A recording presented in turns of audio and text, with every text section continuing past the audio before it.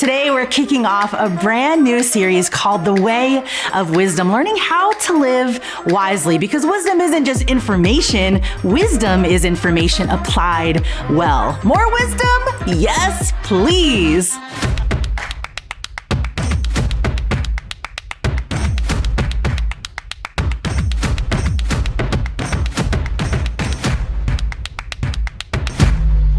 What's up, everyone? Welcome to Epic Everywhere, practical teaching to help you grow in your faith, no matter where you are on your spiritual journey. And happy Epic Day!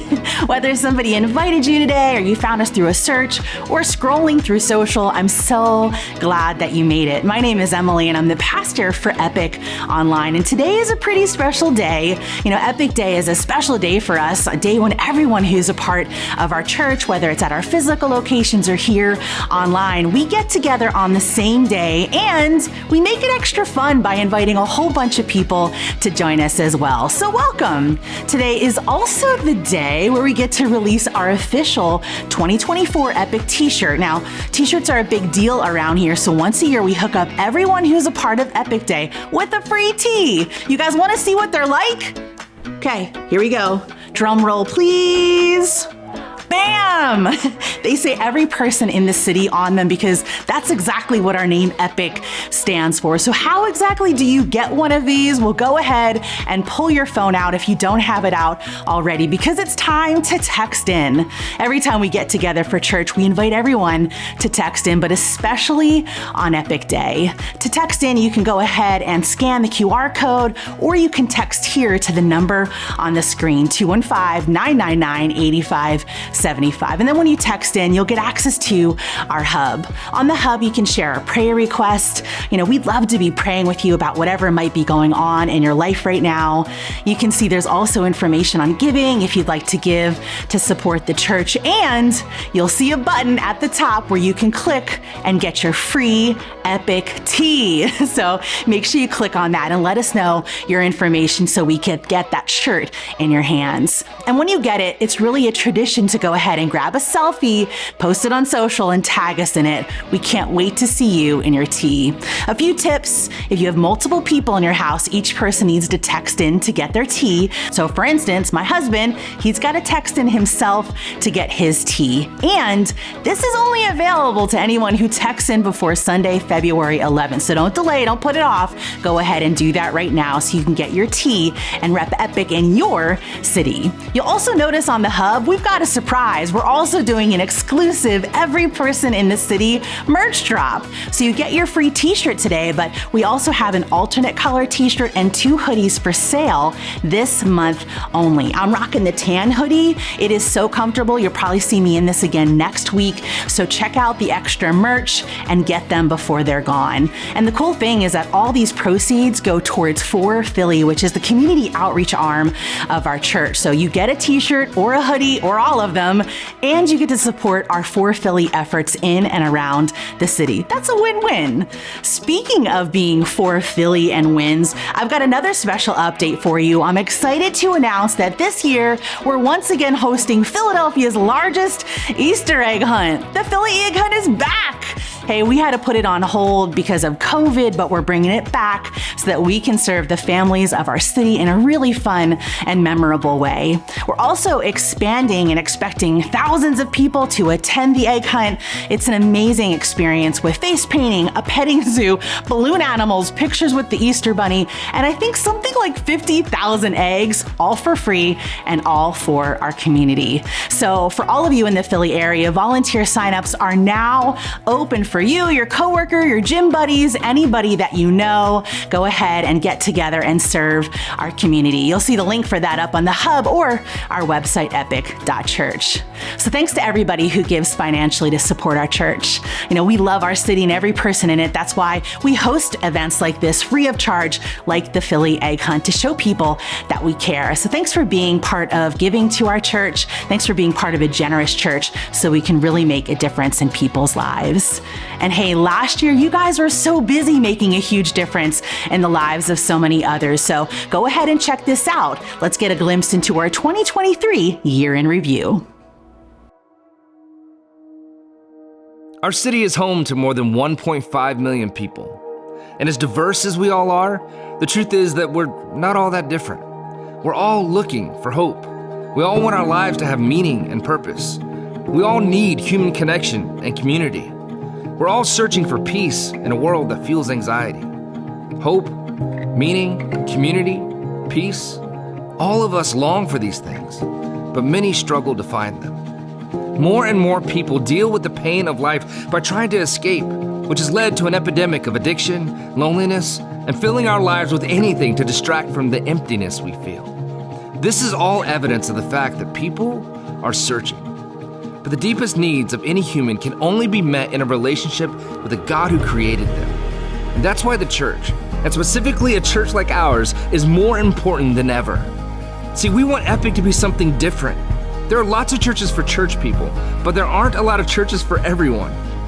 That is who we are. See, we believe that every person matters. That's why every Sunday, whether online or in person, we work hard to make sure Epic is a place where everyone is welcome, everyone is needed, everyone is known, and where everyone has the opportunity to be changed by God's power in their lives. We know that the next generation matters, so we do all we can to equip, encourage, and inspire students to own their faith and live it out boldly. We believe they aren't just the church of tomorrow, but that their time is now, to lead now, to love now, and to make a difference now. Our kids are learning about Jesus on their level, and it's making a difference not just in church, but at home and school. Every week, our team creates meaningful and memorable experiences as they partner with parents to set an anchor of faith in the heart of each child that will stay with them and serve as a foundation for the rest of their lives. In all, Epic has grown by 46% over last year, and we're seeing more and more people who are far from God discover that they don't have to be. But we aren't just growing in number. Together, we're on a journey to grow in our love for God and others. So every week, we gather in locations in and around our city to learn and worship God together. Then during the week, we connect in smaller groups online and in each other's homes to build meaningful relationships, to grow in our faith, and to pray for each other. This is where true community is found, and we learn to do life better together.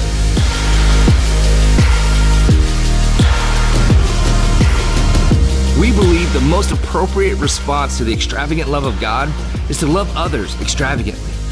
So through This Is Love, we partner with some of the best organizations in our city and mobilize our church to unleash a wave of generosity and love through service and giving. This year, in just 1 month, we served more than 750 hours and gave over $31,000 to those in need. At A Night to Remember, our prom for people with disabilities, we pull out all the stops to make sure every single one of our guests doesn't just know they're loved, but feels they're loved too, ensuring that it really is a night that they'll never forget. What God is doing through you and what we're building together is something special. We will be a devoted church, loving God with all of our heart, soul, mind, and strength. We will be a generous church, putting God's love on display for people through our service and giving. And we will do whatever it takes to be a growing church, not just in number, but in our faith too. We're on a mission to see every person in the city follow Jesus. So as long as there are still those who are broken, those who are hurting, those who are about to give up, as long as there are still people who haven't had their life changed by Jesus yet, we won't stop. We will never stop. We're all in. I'm so proud of our church, and I'm glad to be a part. And I love that we're a church where every person matters. That's why these t-shirts are really special, because they represent our heart, which is every person in the city. Well, all right, the time has come for today's message, so let's get to it.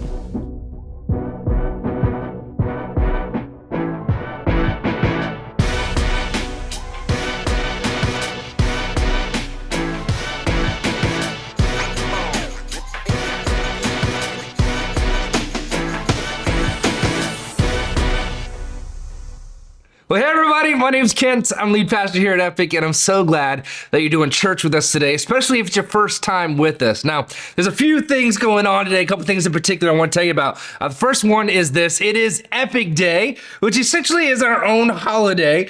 We've asked everyone who calls Epic home to make sure they're here on the same day, everyone today, and to bring someone along with them to watch as well. So if you're here because someone invited you to watch along today, then you should really feel honored that they thought of you. And I really hope that you have a great time. Now, the second thing I want to tell you is that we're kicking off a brand new series today called The Way of Wisdom. And each week in this series, we're going to learn something from the book of Proverbs about how to live wisely. Now, here's why that's a really big deal. It's because wisdom isn't just information. No, it's better than that. See, wisdom is information that's applied well. And for example, it's one thing to know what to say, but it's another thing to know when to say it. You know what I'm talking about? That's wisdom. You ever say the right thing, but it was the wrong time? You know what you needed? You needed some wisdom. Yeah, we've all done that before. Now, the book of Proverbs is full of all of these little nuggets of wisdom for life. And some of them are shared within the context of a story. In fact, we're going to look at one of those today. But others are shared in these little quippy 1 or 2 line sayings that give insight about how life works. And you've heard this kind of thing before, don't judge a book by its cover, or better safe than sorry, right? Or out of sight, out of mind, or the early bird gets the worm, right. Every culture has sayings like that. Well, Proverbs is full of biblical sayings about how to live wisely. In fact, here's one about friendship. Here's what it says. Proverbs 27, verse 6. It says, wounds from a friend can be trusted, but an enemy multiplies kisses. In other words, it says, hey, a true friend cares enough about you to confront you at times, to say the hard thing at times, and that what they're saying can be trusted. But the person who just sucks up to you all the time and just always tells you what you want to hear, that's not a true friend at all. And so the next time you have a good friend come up to you and stab you in the front, not in the back, but in the front, maybe say something a little hard to hear, make sure you stop and take a moment and consider whether or not what they're saying really can be trusted, because it's possible that it can be. And so Proverbs is full of all these little nuggets of wisdom, not just about friendship, but about just about anything else you can imagine, like family and work and community and sex and marriage and money and forgiveness and alcohol and debt and character and speech, justice, generosity, parenting, you name it, it's probably in there. Now, here's the thing. We live in the information age. And so a lack of information isn't our problem, but a lack of wisdom, that is. And so each week in this series, we're going to learn something from the book of Proverbs that will help us learn how to live more wisely. But as we walk through this series, we want to take things a step further. And I want to challenge you to read one chapter from the book of Proverbs each day. On average, it's about 30 verses. It'll take you maybe 5-10 minutes to read through that each day. To make it easy, whatever day of the month it is, that's the chapter in Proverbs we're going to read. So for example, today is the 4th. And so today we're going to read the 4th chapter in the book of Proverbs. Tomorrow is the 5th. So tomorrow you would read the 5th chapter in the book of Proverbs. And that way, if you miss a day or two because you get busy or something like that, you can just pick up with whatever day we're on together on that day. Now, as we work our way through Proverbs, you're going to learn that each of us is on a path, that we're all on this journey headed somewhere or becoming someone through our daily choices and decisions that we make. And the question is, which path are you on? You see, according to Proverbs, there are 2 paths in this life. There's the path of wisdom, and that leads to life and love and success and peace and flourishing. And then there's the path of foolishness. And that leads to death, to relational problems and challenges, to conflict, to poverty, to pain. You see, God is a good heavenly Father, and so of course he wants his kids on the path of wisdom that leads to what's best for them. And so he's given us the book of Proverbs as a guide to how to live life well, to live wisely. And so a chapter a day. You down for that? I really hope that you are. Like I said, it takes about 5 or 10 minutes each day. And I know it can be difficult to start a new habit, but listen, if you knew what hangs in the balance, like if you really knew what was at stake, then you'd realize that it's so worth it. And that's why it says in Proverbs chapter 4, actually, that you'll read today, it says, though it cost you all you have, get understanding or get wisdom, because nothing is more valuable than wisdom. So let's do this together. You ready? Now, I ran this part of the message past my son. He's 14 years old. And he said, Dad, you should have saved that part from the end. Like tell everybody all that at the very end. And I thought to myself, not our crowd. No, our church is full of some of the finest, most growth mindset people in this whole city. And so we're just going to give it all to you right up front and say, hey, we're going to do this together. So I hope you'll join me in doing that. All right, to get us started on today's talk, I want to ask you a quick question. You can answer in the chat. Here's the question. If you could wake up tomorrow and have any superhero power, what would it be and why? It's a silly question. I'm going somewhere with it, all right? So just go ahead and think about that and answer it. Now, let's cut to the chase. I'm sure there are a bunch of you that would just say, oh, I'd like to fly. I mean, that would be incredible if we could actually fly. That'd be awesome. Now, I've given this question more thought than I care to admit. And I would choose either time travel or being able to predict the future. And here's the reason why. Like, as awesome as being able to fly would be, I think that being able to tell the future or time travel, they're the most practical of the superpowers. Like I said, being able to fly is awesome, but I'm married. And being able to know that I'm going to say something dumb before I say it, whew, take my money, please. You know what I'm saying? Like, I'm just saying that is priceless. Unfortunately, we're not superheroes, are we? No, we're just regular people who make decisions and then have to live with the consequences. And that's why the decisions that we make are so incredibly important. It's because there are some for real consequences out there that we can't time travel our way out of. And listen, I can't tell you how many times as a pastor I've sat across the table from someone who wishes that they could. Someone whose life just kind of crashed and burned. Someone whose relationships just kind of blew up. Someone whose finances just all fell apart. Someone who did something and then they lost their reputation. And it's in those moments of crisis and consequence that we wish more than ever that we could just go back. There was a way that we could go and make different choices, make different decisions. See, this is why gaining wisdom is so important, because wisdom is what helps you get it right before you ever get it wrong. See, gang, it really is the choices that we make along the way that impact our lives more than anything else. And so if you want to have a great marriage, then it's your choices that are going to determine that. If you want to know God and grow in your relationship with Him and be the person He's dreamed for you to be, then it's your choices that will determine that. If you want your dating life to lead to something incredible, it's your choices that will determine that. If you want your future financially to be secure, then it's your choices that will determine that. Across the board, in every area of your life, it's the choices that you make that determine where you end up. And listen, it doesn't matter what your intentions are. It doesn't matter how high your hopes are or how big your dreams are. The truth is that if our actions, if our choices, if our decisions don't line up with those dreams, those hopes, then we're never going to get there. And don't get me wrong. Like, there's nothing wrong with having high hopes or high dreams. There's not even something wrong with praying grand prayers.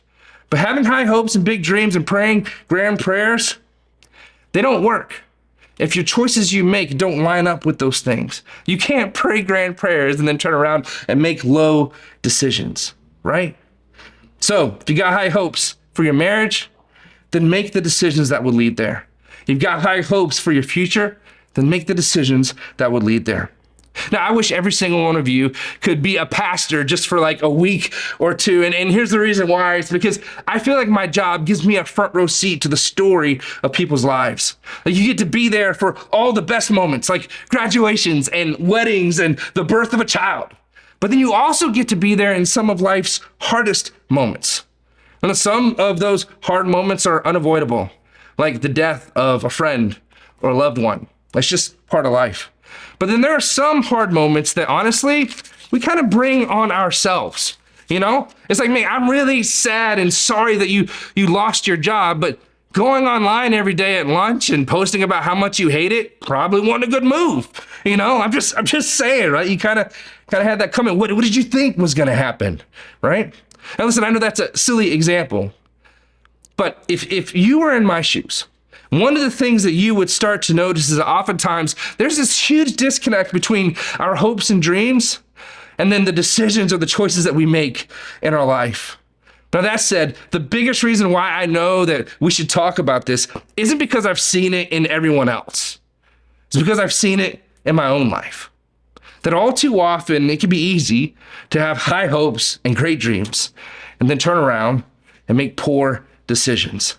And so today, I want to take a few minutes and look at a story in the scripture that connects the choices that we make to the places that we end up. And then at the very end of this story, we're going to bump into the first little nugget of wisdom that you'll need in order to start making some better decisions. You ready? All right, here we go. Some of you are like, I was ready 3 pages ago, Kent. All right, let's do this. So Proverbs chapter 7. Now, this proverb was written by the wisest man who ever lived other than Jesus. His name is Solomon. And the way he writes this is really interesting because he tells this story about a young man who sees from his window walking down the street. And as this young man is walking down the street, Solomon realizes that he knows what's going to happen to him before this young man knows what's going to happen to him. Now, on some level, we've all experienced this. Maybe you've witnessed an accident before. You saw two cars kind of turn toward each other. And for a brief moment in time, it was like you knew the future. Like you knew what was about to happen. You could see it coming. If you're a parent or if you've ever watched small children, you know exactly what I'm talking about because kids are fearless. Like they just kind of run around and act crazy, right? And you see them running towards something, you see them climbing on something, you see them reaching for something, and in that moment you're like, oh no! Like there's this moment where you kind of wince and you tense up because you know before they do what's about to happen. Like kind of like this. Check it out. Oh God, Jason! Yeah! Right? Yeah, you saw it coming. And so that's what's going on here. See, Solomon sees this guy walking down the street, and he knows before this young man knows what's about to happen. Proverbs chapter 7, starting in verse number 6, it says this: At the window of my house, I looked out through the lattice. I saw among the simple, I noticed among the young men, a youth who lacked judgment. Now, there's a lesson to be learned here. In short, youth lack judgment. And listen, that's not an insult. That's just the reality of things because most of the time, good or sound judgment is the result of time and experience. It just is. And people who are young haven't had the luxury of either of those things. They haven't had time. They haven't had experiences, so they lack good judgment. Now, on top of that, I heard this, that the part of your brain that's responsible for making decisions isn't fully developed until you're 25 years old.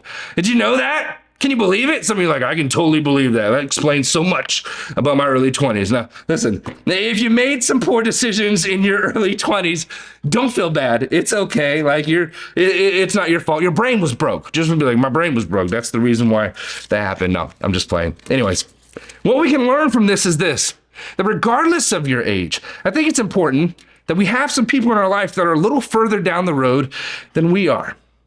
That in those moments of decision where we're not quite sure, we have someone we can look to and we can benefit from their perspective on life, their experience in life. Anyways, Solomon sees this guy from the window, and I want you to look at what he says next. Verse 8 says, he, the young man, was going down the street near her corner. Now listen, enters a woman into this story, and she has her own corner. He goes on.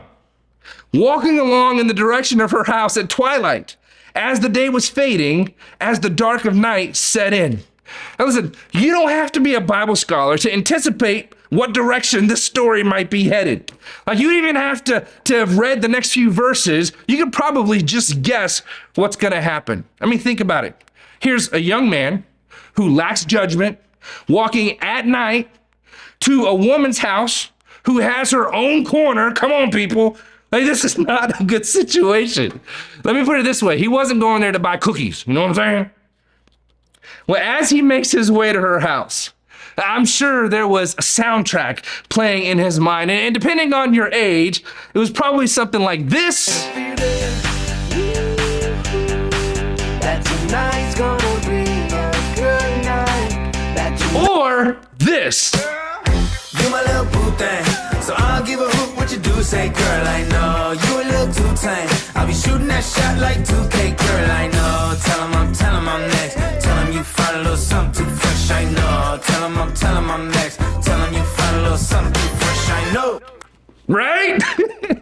I know this is church, but I'm just trying to keep it real with you. Just shoot straight today, right? He's walking down the street. The point is this: he's feeling pretty good about himself. And he's feeling pretty good about this whole situation. Meanwhile, up in the window, Solomon is watching this all unfold, and he hears a completely different soundtrack in his mind. It goes like this.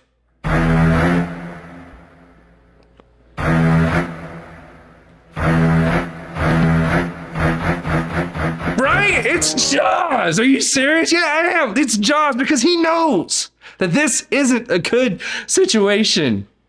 And we see that there's this huge contrast between what this young man who lacks judgment thinks is about to happen, and then what this older, wiser man knew was about to happen. And the reason why there's this huge difference between these two is because this young man didn't know what Solomon knew, which is that there are two paths in this life. There's the path of wisdom, and there's the path of foolishness, and they lead to completely different places. Verse 10. Then out came a woman to meet him, dressed like a prostitute and with crafty intent. She is loud and defiant. Her feet never stay at home. Now in the street, now in the squares, at every corner she lurks. She took hold of him and kissed him, and with a brazen face, and then in what I would imagine was her most sultry and seductive voice, she said this: I have fellowship offerings at home, and today I fulfilled my vows, big boy. Okay, that last part wasn't in there, but you hear that and you're like, that makes no sense. Yeah, it makes no sense to us, but he knew exactly what she was saying. She was saying two things. Number one, she was saying, I'm not a prostitute. I got plenty of money and I don't need yours. And number two, she was saying, earlier today, I went down to the temple and I got all of my sins forgiven. In other words, my sin bucket is empty, and now I'm ready to fill it back up again with you. That's what she was saying to him. Look what she says next, verse 15. So I came out to meet you. I looked for you, and I have found you. So what do you think this young man is thinking? In that moment now, all of a sudden, he's like, oh my goodness, me? Like you came out to meet me? You came looking for me? Oh man, this is it. Like, this is the kind of thing they write movies about. This is a Taylor Swift song. Are you kidding me? Like, she doesn't need or want my money. No, she just wants me. And in that moment, I bet the soundtrack in his mind switched to this. And I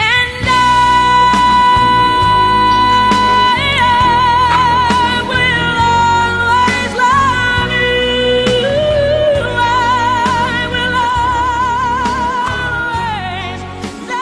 Oh, man. Love me some Whitney. So good, so good, so good. So all of a sudden, our boy here, he is in love. Like, in love. And then the woman continues to speak. Verse 16. She says, I have covered my bed with colored linens from Egypt. She says, boy, I've been looking forward to this so long, I decorated. I put out the good sheets. She says, I've perfumed my bed with myrrh, aloes, and cinnamon. Oh, no, not the cinnamon. You know it's love when they bust out the cinnamon. That's a big deal. Come, let's drink deep of love till morning. Let's enjoy ourselves with love. And now, this young man, he's thinking, oh, yeah. And I bet the soundtrack changed again to this. I've been really trying, baby, trying to hold back this feeling for so long. And if you feel like I feel, baby, then come on. Oh, come on. Woo. Let's get it on. Oh, man. Like, it's such a good song, isn't it? Right? If you're married, that's a good song. You know what I'm saying? If you're not married, you don't need to get nothing on. You need to turn it off. What you need to turn that off. I'm just saying. No, confession. A couple days ago, we were in the car, my whole family, and we're driving down the road, and this song came on the radio. And my son, Gabe, who's 6 years old, just kind of pipes up from the back. He says, Dad, that sounds like a Naked song. Oh, are you serious? I'm like, what? Where did he learn that? I have no idea. How does he even know what a Naked song is? Anyways, pray for us. Verse 19. Look what she says next. Now, she drops a bomb. Verse 19, she says, my husband is not at home. Wait, what? You're married? Are you serious? You have a husband? She goes on. He has gone on a long journey. He took his purse filled with money and will not be home till full moon. In other words, she says, hey, he's going to be gone a long time. You could stay over if you want. With persuasive words, she led him astray. She seduced him with her smooth talk. Verse 22, it says, all at once, what did he do? He followed her. And I wonder what he was thinking as he made the decision to follow her. Like now all of a sudden, he just found out that she has a husband. Like what excuses flooded his mind that made it okay to just follow her? Maybe he thought to himself, well, obviously she's not happy in her marriage. And I bet he doesn't love her. In fact, I know he can't love her like I can. I'm sure he can't. Besides, I think this could be it. Like she is my person, right?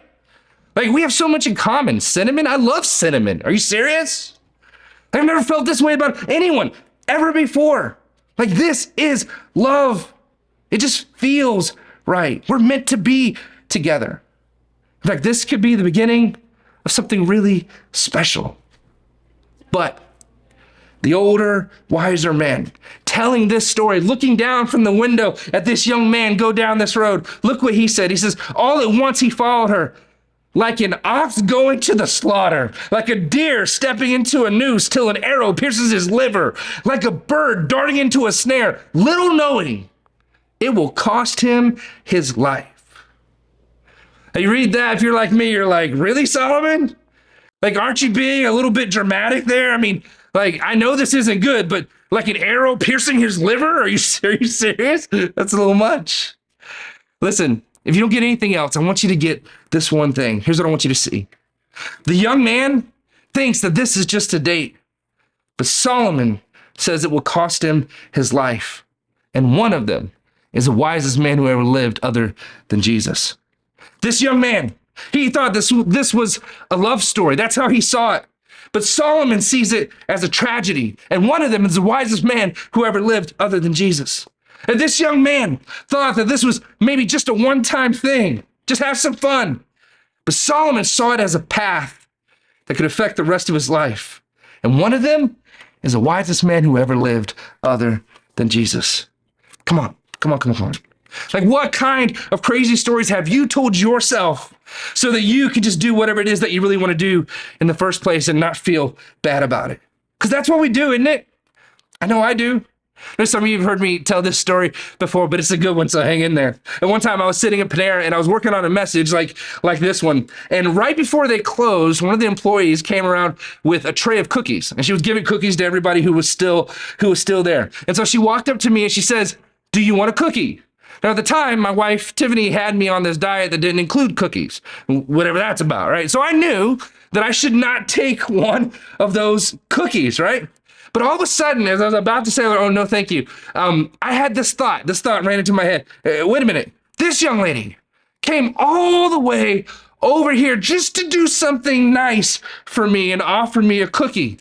Like, I don't want to hurt her feelings, you know? I mean, if anything, I could just take the cookie and then bring it home and give it to my kids. And so that's what happened. I took the cookie. Now in hindsight, I realized that I lied to myself in that moment for two reasons. And number one, if she would have come over and offered me broccoli, I'd be like, "Oh, I don't want your broccoli. Get away from me. What's wrong with you?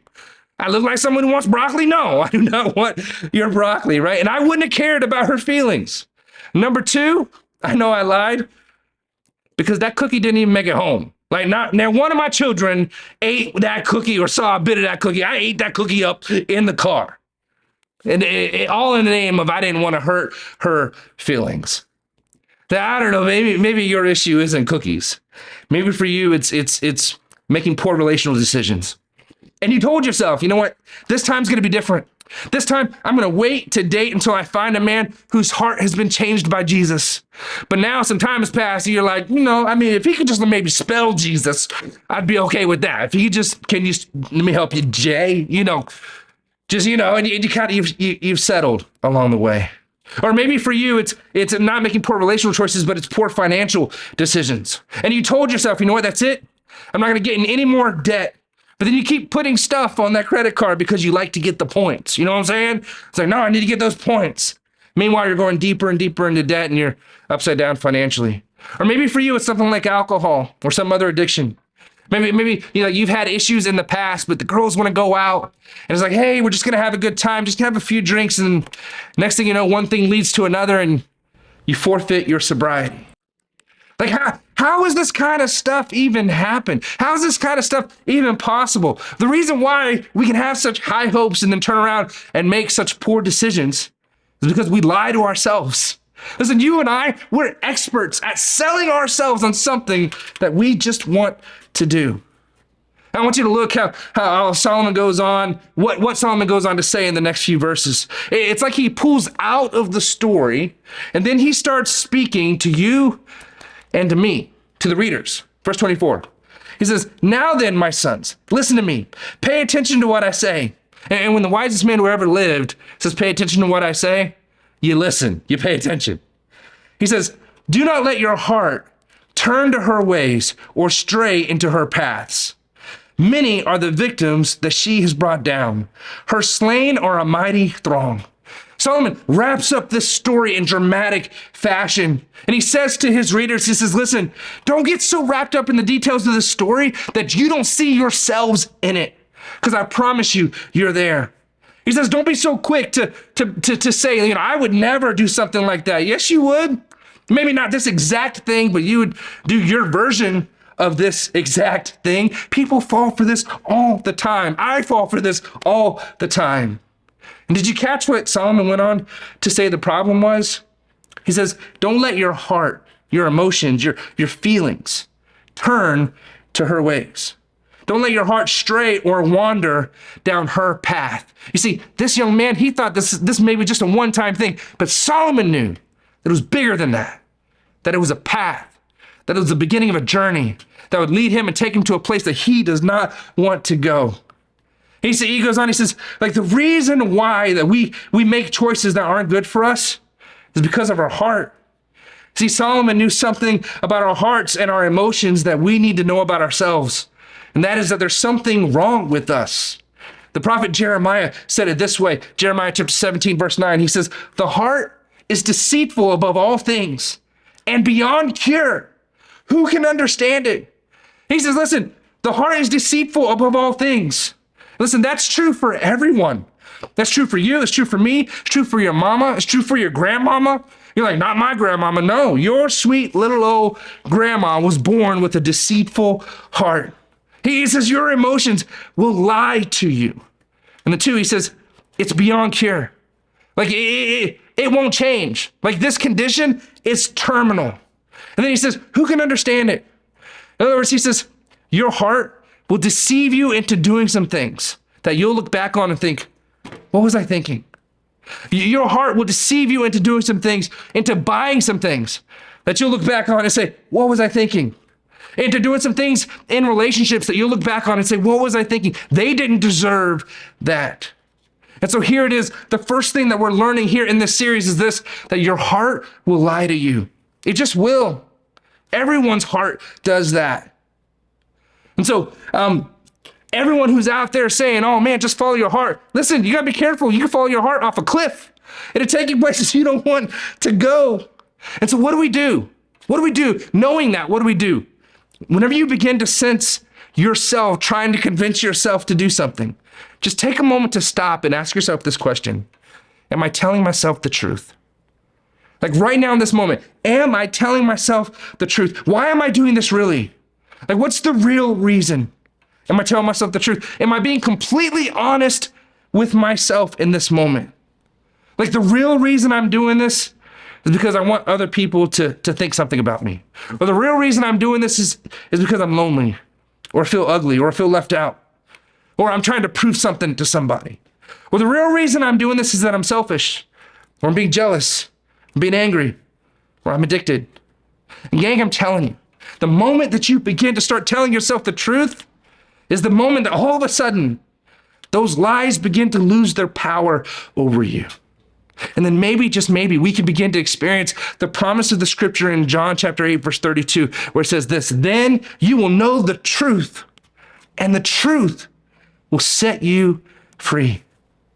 Aren't you tired of being a slave to all the lies? Wouldn't it be great if you could finally be free? Gang, it all starts with telling yourself the truth. And so as we start this series, I just want to challenge you. I just want to encourage you to be willing to have a conversation with yourself. Like the real reason I won't call that person is, the real reason I'm buying this is, the real reason I'm taking this other job is, the real reason we're moving is, the real reason I'm filing for divorce is, the real reason I drink so much is, the real reason I go from one healthy relationship to another is, the real reason I'm not generous is, the real reason I don't do church is, the reason I don't serve is, I just believe that if we'll start telling ourselves the truth, then we can start making better decisions and we'll have better lives.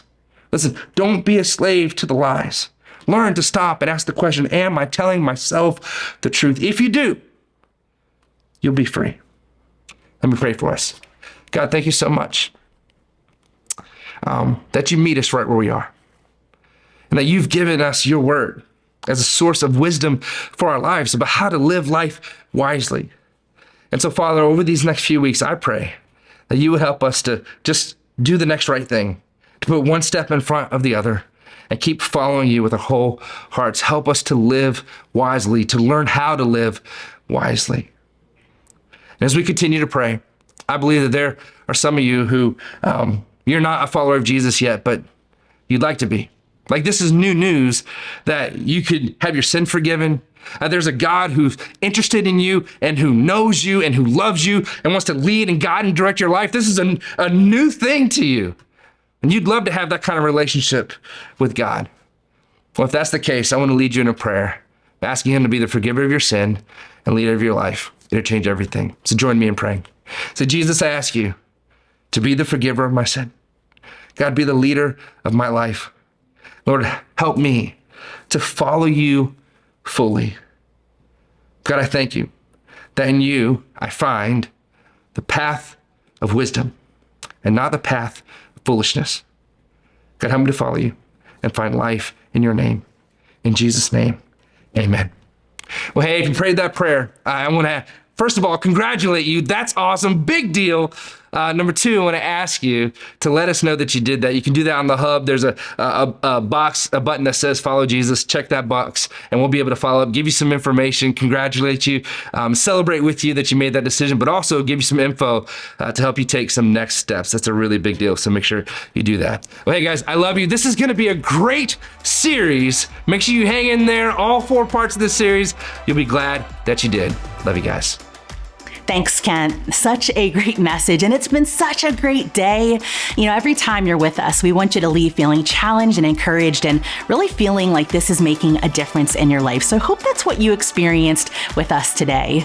I hope you know that whether you consider yourself a regular or you're new, or maybe you haven't been around for a little while, you're welcome here. We want you here, and we really do believe that God wants to do something special in your life, and we're totally here for that. And I would love for you to come back and join us for the rest of this series. We also have stuff coming up like a worship night on February 9th at our Roxborough location in Philly. We've got our group semester starting up in a couple weeks with tons of groups meeting in person and digitally. The Philly egg hunt's going down. Lots of good stuff happening, and you should be a part of it.